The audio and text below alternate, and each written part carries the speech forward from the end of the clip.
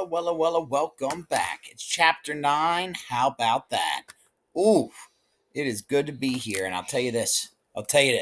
We are going to be looking for allegory, right? Allegory of the Russian Revolution. We're getting into the especially morbid part of this book, right? The part where Stalin is going to consolidate control.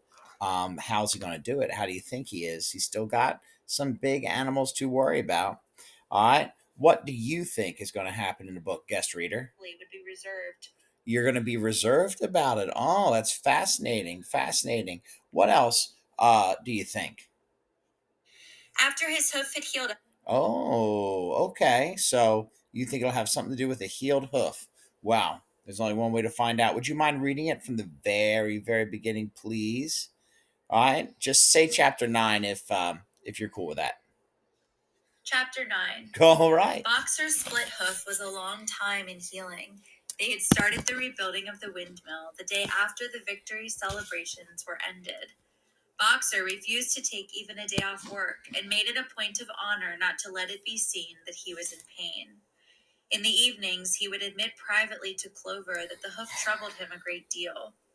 Clover treated the hoof with poultices of herbs, which she prepared by chewing them, and both she and Benjamin urged Boxer to work less hard. A horse's lungs do not last forever, she said to him, but Boxer would not listen. He had, he said, only one real ambition left: to see the windmill well underway before he reached the age for retirement. At the beginning, when the laws of Animal Farm were first formulated, the retiring age had been fixed for horses and pigs at 12, for cows at 14, for dogs at 9, for sheep at 7, and for hens and geese at 5. Liberal old age pensions had been agreed upon. As yet, no animal had actually retired on pension, but of late the subject had been discussed more and more.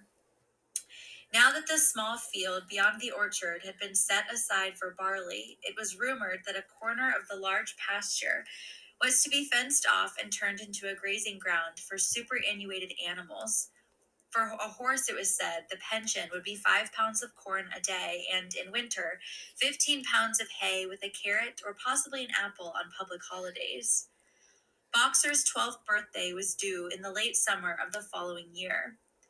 Meanwhile, life was hard. The winter was as cold as the last one had been, and food was even shorter. Once again, all rations were reduced, except those of the pigs and the dogs. A too rigid equality in rations, Squealer explained, would have been contrary to the principles of animalism. In any case, he had no difficulty in proving to the other animals that they were not in reality short of food, whatever the appearances might be. For the time being, certainly, it had been found necessary to make a readjustment of rations. Squealer always spoke of it as a readjustment, never as a reduction. But in comparison with the days of Jones, the improvement was enormous.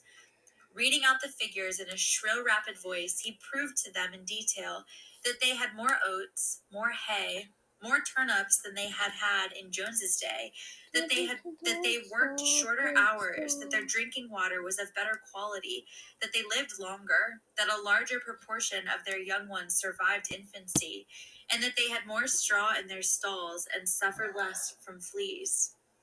The animals believed every word of it. Truth to tell, Jones and all he stood for had almost faded out of their memories. They knew that life nowadays was harsh and bare, that they were often hungry and often cold, and that they were usually working when they were not asleep. But doubtless it had been worse in the old days. They were glad to believe so. Besides, in those days, they had been slaves, and now they were free, and that made all the difference, as Squealer did not fail to point out. There were many more mouths to feed now.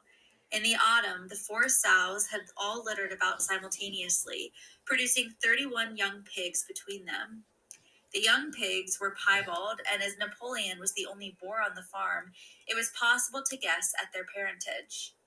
It was announced that later, when bricks and timber had been purchased, a schoolroom would be built in the farmhouse garden. For the time being, the young pigs were given their instruction by Napoleon himself in the farmhouse kitchen. They took their exercise in the garden and were discouraged from playing with the other young animals. About this time, too, it was laid down as a rule that when a pig and any other animal met on the path, the other animal must stand aside, and also that all pigs, of whatever degree, were to have the privilege of wearing green ribbons on their tails on Sundays. The farm had had a fairly successful year, but was still short of money. There were the bricks, sand, and lime for the schoolroom to be purchased, and it would also be necessary to begin saving up again for the machinery for the windmill. Then there were lamp oil and candles for the house, sugar for Napoleon's own table. He forbade this to the other pigs on the ground that it made them fat. And all the usual replacements, such as tools, nails, string, coal, wire, scrap iron, and dog biscuits. A stump of hay and part of the potato crop were sold off, and the contract for eggs was increased to 600 a week, so that year the hens barely hatched enough chicks to keep their numbers at the same level. Rations reduced in December were reduced again in February, and lanterns in the stalls were forbidden to save oil. But the pigs seemed comfortable enough, and in fact were putting on weight if anything. One afternoon in late February, a warm, rich, appetizing scent, such as the animals had never smelt before, wafted itself across the yard from the little brew house, which had been disused in Jones's time, and which stood beyond the kitchen. Someone said it was the smell of cooking barley. The animals sniffed the air hungrily and wondered whether a warm mash was being prepared for their supper.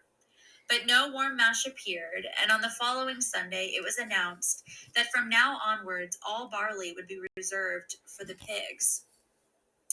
The field beyond the orchard had already been sown with barley, and the news soon leaked out that every pig was now receiving a ration of a pint of beer daily, with half a gallon for Napoleon himself, which was always served to him in the Crown Derby soup tureen. But if there were hardships to be borne, they were partly offset by the fact that life nowadays had a greater dignity than it had had before. There were more songs, more speeches, more processions. Napoleon had commanded that once a week there should be held something called a spontaneous demonstration, the object of which was to celebrate the struggles and triumphs on Animal Farm. At the appointed time, the animals would leave their work and march round the precincts of the farm in military formation, with the pigs leading, then the horses, then the cows, then the sheep, and then the poultry. The dogs flanked the procession, and at the head of all marched Napoleon's black cockerel. Boxer and Clover always carried between them a green banner marked with the hoof and the horn and the caption, "Long live Comrade Napoleon." Afterwards, there were recitations of poems composed in Napoleon's honor and a speech by Squealer giving particulars of the latest increases in the production of foodstuffs, and on occasion a shot was fired from the gun. The sheep were the greatest devotees of the spontaneous demonstrations, and if anyone complained, as a few animals sometimes did when no pigs or dogs were near, that they wasted time and meant a lot of standing about in the cold, the sheep were sure to silence him with a tremendous bleating of 4 legs good, 2 legs bad. But by and large, the animals enjoyed these celebrations. They found it comforting to be reminded that, after all, they were truly their own masters and that the work they did was for their own benefit. So that what with the songs, the processions, Squealer's lists of figures, the thunder of the gun, the crowing of the cockerel, and the fluttering of the flag, they were able to forget that their bellies were empty, at least part of the time. In April, Animal Farm was proclaimed a republic, and it became necessary to elect a president. There was only one candidate, Napoleon, who was elected unanimously. On the same day, it was given out that fresh documents had been discovered which revealed further details about Snowball's complicity with Jones. It now appeared that Snowball had not, as the animals had previously imagined, merely attempted to lose the battle of the cowshed by means of a stratagem, but had been openly fighting on Jones's side. In fact, it was he who had actually been the leader of the human forces and had charged into battle with the words, "Long live humanity," on his lips. The wounds on Snowball's back, which a few of the animals still remembered to have seen, had been inflicted by Napoleon's teeth. In the middle of the summer, Moses the Raven suddenly reappeared on the farm after an absence of several years. He was quite unchanged, still did no work, and talked in the same strain as ever about Sugar Candy Mountain. He would perch on a stump, flap his black wings, and talk by the hour to anyone who would listen. Up there, comrades, he would say solemnly, pointing to the sky with his large beak. Up there, just on the other side of that dark cloud that you can see, there it lies, Sugar Candy Mountain, that happy country where we poor animals shall rest forever from our labors. He even claimed to have been there on one of his higher frights, and to have seen the everlasting fields of clover and the linseed cake and lump sugar growing on the hedges. Many of the animals believed him. Their lives now, they reasoned, were hungry and laborious.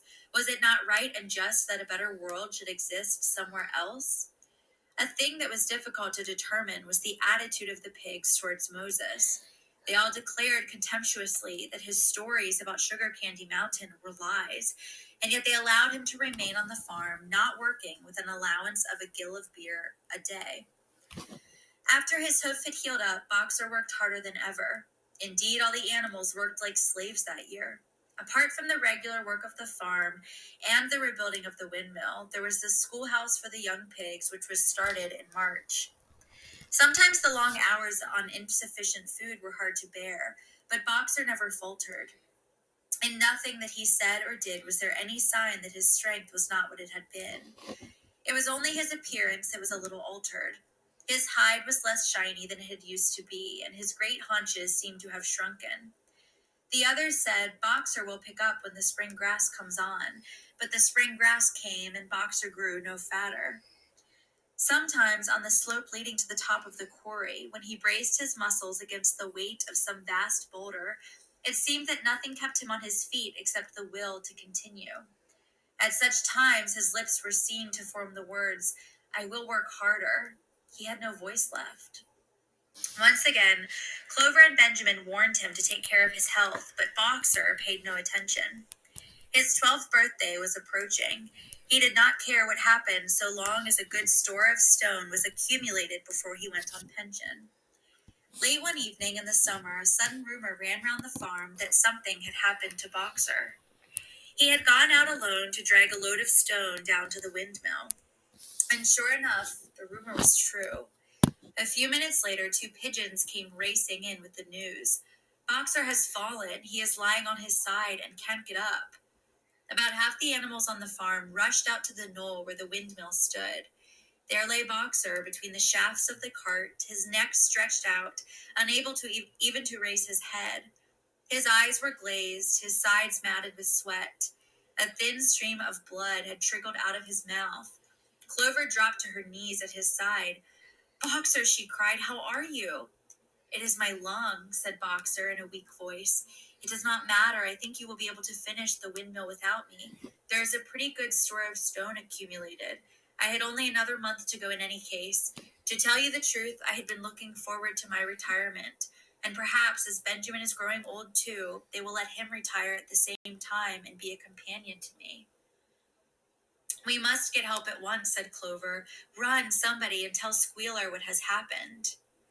All the other animals immediately raced back to the farmhouse to give Squealer the news. Only Clover remained, and Benjamin, who lay down at Boxer's side and without speaking, kept the flies off him with his long tail. After about a quarter of an hour, Squealer appeared, full of sympathy and concern.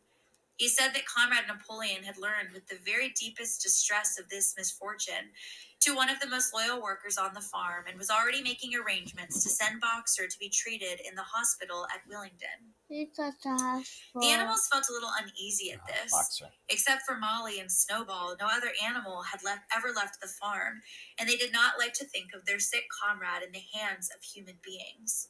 However, Squealer easily convinced them that the veterinary surgeon in Willingdon could treat Boxer's case more satisfactorily than could be done on the farm. And about half an hour later, when Boxer had somewhat recovered, he was with difficulty got onto his feet and managed to limp back to his stall where Clover and Benjamin had prepared a good bed of straw for him.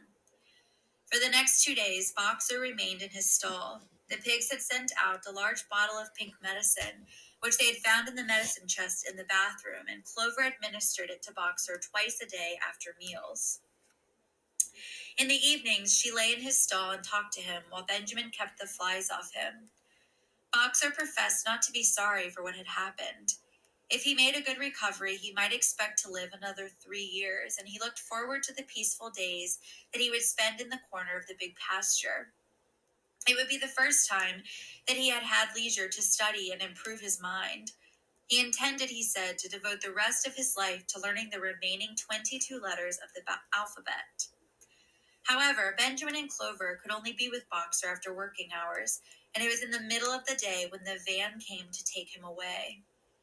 The animals were all at work, weeding turnips under the supervision of a pig, when they were astonished to see Benjamin come galloping from the direction of the farm buildings, braying at the top of his voice.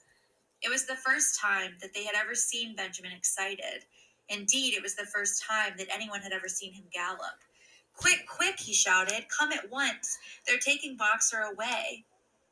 Without waiting for orders from the pig, the animals broke off work and raced back to the farm buildings.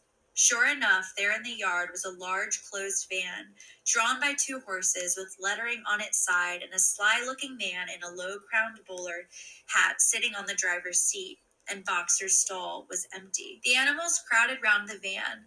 "Goodbye, Boxer," they chorused. "Goodbye." "Fools, fools!" shouted Benjamin, prancing round them and stamping the earth with his hoofs.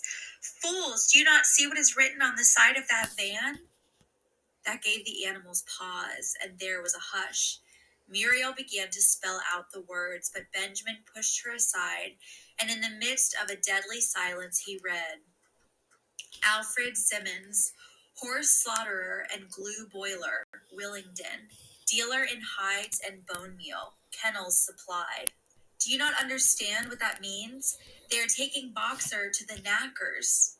A cry of horror burst from all the animals. At this moment, the man on the box Someone whipped up who his horses, and the van moved out of the like yard at a boils smart down trot. All the animals horses. followed, crying out at the tops of their Animals. voices. Clover forced her way to the front. The van began to gather speed. Clover tried to stir her stout limbs to a gallop and achieved a canter. "Boxer!" she cried. "Boxer! Boxer! Boxer!" And just at this moment, as though he had heard the uproar outside, Boxer's face, with the white stripe down his nose, appeared at the small window at the back of the van. "Boxer!" cried Clover in a terrible voice. "Boxer, get out! Get out quickly! They are taking you to your death!" All the animals took up the cry of, "Get out, Boxer! Get out!" But the van was already gathering speed and drawing away from them. It was uncertain whether Boxer had understood what Clover had said, but a moment later his face disappeared from the window, and there was the sound of a tremendous drumming of hoofs inside the van. He was trying to kick his way out. The time had been when a few kicks from Boxer's hoofs would have smashed the van to matchwood, but alas, his strength had left him, and in a few moments the sound of drumming hoofs grew fainter and died away. In desperation, the animals began appealing to the 2 horses, which drew the van to stop. "Comrades, comrades," they shouted, "don't take your own brother to his death." But the stupid brutes, too ignorant to realize what was happening, merely set Big back horse. their ears and quickened their pace. Boxer's face did not reappear at the window. Too late, someone thought of racing ahead and shutting the 5-barred gate, but in another moment the van was through it and rapidly disappearing down the road. Boxer was never seen again. 3 days later, it was announced that he had died in the hospital at Willingdon, in spite of receiving every attention a horse could have. Died. Squealer came to From old announce age. the news to the others. And He overwork. had, he said, been present during Boxer's last hours. "It was the most affecting sight I have ever seen," said Squealer, lifting his trotter and wiping away a tear. "I was at his bedside at the very last, and at the end, almost too weak to speak, he whispered in my ear that his soul's sorrow was to have passed on before the windmill finished. 'Forward, comrades,' he whispered. 'Forward in the name of the rebellion. Long live Animal Farm. Long live Comrade Napoleon. Napoleon is always right.' Those were his very last words, comrades." Here, Squealer's demeanor suddenly changed. He fell silent for a moment, and his little eyes darted suspicious glances from side to side before he proceeded. It had come to his knowledge, he said, that a foolish and wicked rumor had been circulated at the time of Boxer's removal. Some of the animals had noticed that the van which took Boxer away was marked horse slaughterer, and had actually jumped to the conclusion that Boxer was being sent to the knackers. It was almost unbelievable, said Squealer, that any animal could be so stupid. Surely, he cried indignantly, whisking his tail and skipping from side to side, surely they knew their beloved leader, Comrade Napoleon, better than that? But the explanation was really very simple. The van had previously been the property of the knacker and had been bought by the veterinary surgeon who had not yet painted the old name out. That was how the mistake had arisen. The animals were enormously relieved to hear this, and when Squealer went on to give further graphic details of Boxer's deathbed, the admirable care he had received, and the expensive medicines for which Napoleon had paid without a thought as to the cost, their last doubts disappeared, and the sorrow that they felt for their comrade's death was tempered by the thought at least he had died happy. Napoleon himself appeared at the meeting on the following Sunday morning and pronounced a short oration in Boxer's honor.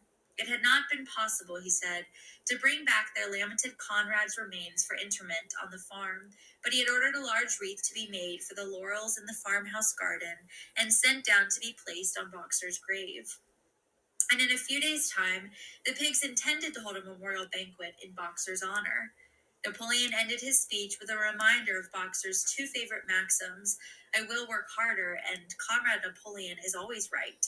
Maxims, he said, which every animal would do well to adopt as his own.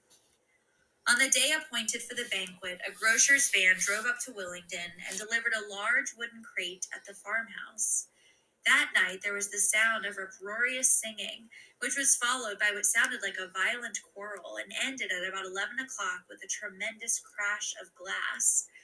No one stirred in the farmhouse before noon on the following day, and the word went round that from somewhere or other the pigs had acquired the money to buy themselves another case of whiskey. How do we know you? Scheming pigs.